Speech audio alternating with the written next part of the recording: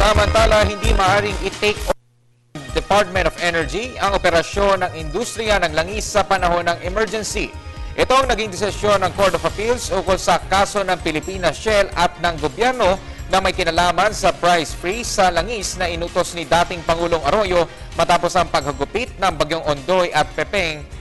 noong 2009. Sa desisyon ng Korte Suprema o ng Korte, ibinasura nito ang apelang inihain ng gobyerno habang pinagtibay naman ng naunang ruling ng Makati Regional Trial Court na labag sa konstitusyon ang Section 14E ng Republic Act 8479 o ang Downstream Oil Industry Deregulation Act of 1998. Ayon sa CA, binibigyan ng nasabing probisyon ang DOE ng tinatawag na unbridled power na gumaganap o gumanap ng mga hakbang na tanging ang Kongreso lamang ang pinapayagan na gumanap sa ilalim ng konstitusyon.